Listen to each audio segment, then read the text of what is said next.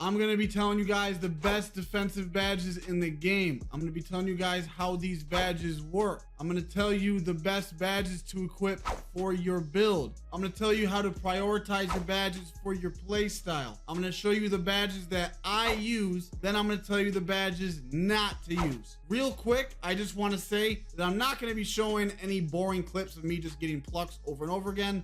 So enjoy all of these clips of me going off in the park. So without further ado, I guarantee that if you put on these badges I tell you to put on, you will be a better defender on NBA 2K23. If you need your badges grinded or are looking to buy or sell an account, make sure you hit up GoPlugged. The link is in the description. First badge we are going to talk about, very underrated badge and one of the best badges in the game, which is Anchor. Look at this chart. 2K Lab did a test.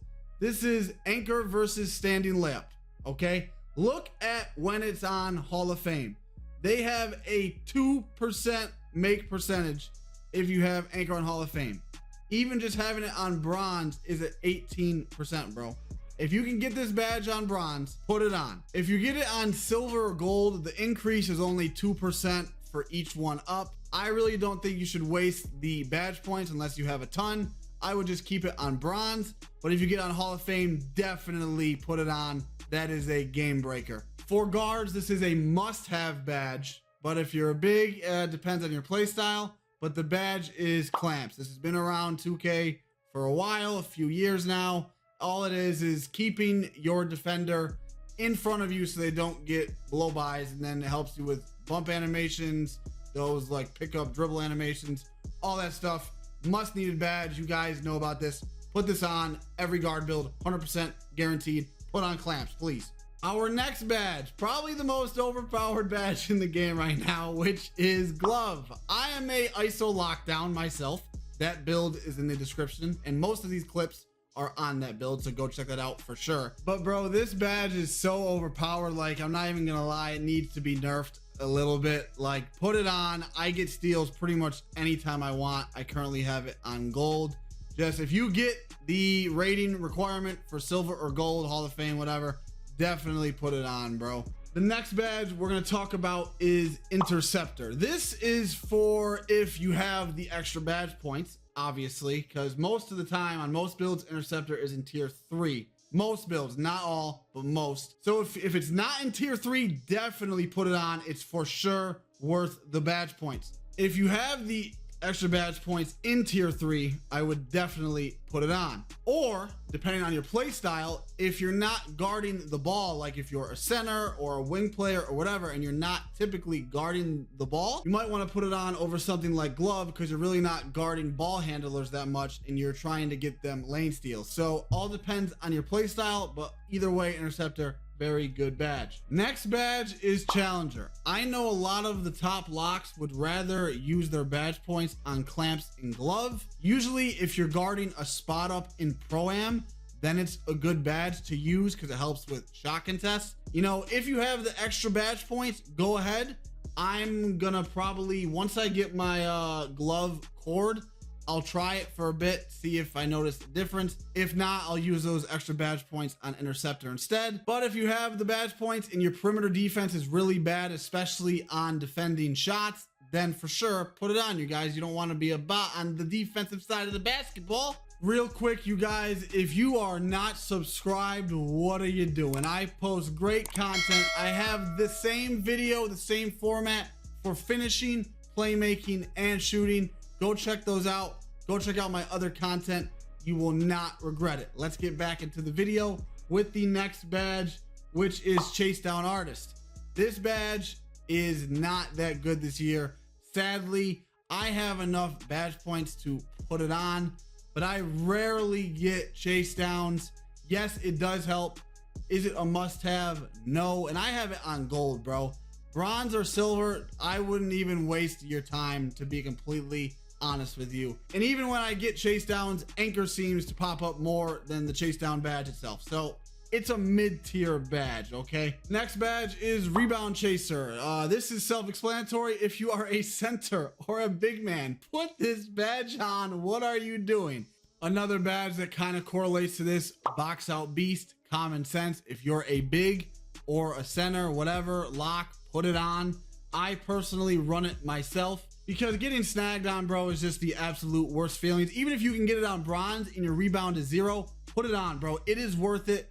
You would be shocked of how good it actually works. On my other build, my defensive rebound is 0. Well, it's a 25, and just having on box out beast literally helps me get way more boards. And if you don't know how to box out, it is holding your left trigger or L2 on PlayStation. Next, very important badge if you guard ball a lot, which is pick dodger. I have this on gold. Definitely put this on. Helps you get around picks. Name is it speaks for itself. So put it on. Very good badge if you are guarding ball a lot. If you're not really getting screened that much, not guarding ball, probably not worth your badge points. Our next badge is Pogo Stick, and we got 2K Labs chart again. As you can see, we want to have it on silver at least. Bronze really isn't any point. And keep this in mind, okay? When you use Pogo Stick, you use adrenaline.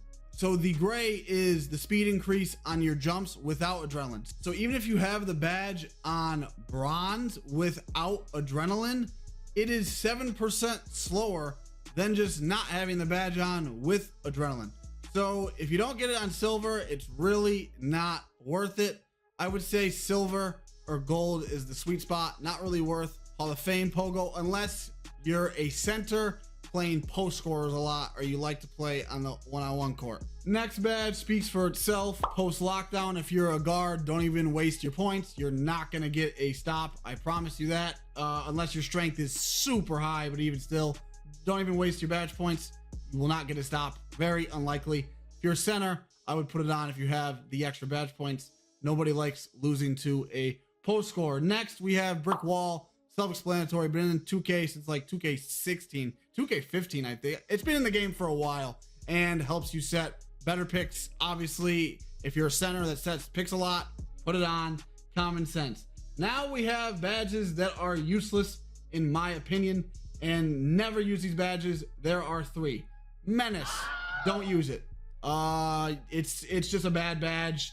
Only activates if you're in a bump animation. NBA 2K Toots, that's T-U-T-E-S. He's a great guy. Did a badge video on it, and it's not a good badge. I would not put it on. Off-ball pass, useless. I swear to Jesus, if you guys use off-ball pass, bro, do not even think about it, bro. Worst badge in the game for a fact. Do not waste a badge point on that. And then ankle braces. Ankle breakers don't even work this year. The only time they work is when you have ankle breaking take. And if you have on ankle braces against ankle breaking take, really won't even help that much. So ankle braces, don't waste your spot. Maybe if you have one extra and you don't know where else to put it on bronze just for that rare occurrence. But other than that, you don't want to put points on stuff that you're rarely going to need. That's just dumb. So let's get into my badge setup. This is my current badge setup. If you guard ball a lot, or if you are a lock, I would definitely put on the same badges as me. Again, go like glove, clamps, anchor, pick dodger. Those are the ones you're gonna want to put on first if you're guarding ball a lot. I only have on Pogo because I was playing the one-on-one court. I usually have that on workhorse just as the last one badge point. So if you're a guard guarding the ball, prioritize your badges how I just had it, which is clamps, glove, anchor, pick dodger. Those 4 I would really put on. Unless your steal isn't high, then make sure you have on clamps, pick dodger, and anchor. And then if you're not guarding ball, you don't have on interceptor, don't put on pick dodger, maybe put on challenger. And if you're a big, any badge that would be for a big. There really isn't that much defensive big badges, if that makes sense. Pause it. I don't know if that counted. It kind of sounded sus. I don't know. But big man is more self-explanatory, and I explained it throughout the video based on your play style. Hope you guys enjoyed the video. I answer every comment, literally every comment on every video. So if you have any question, let me know. I will eventually respond to it. Have a good day. Go out.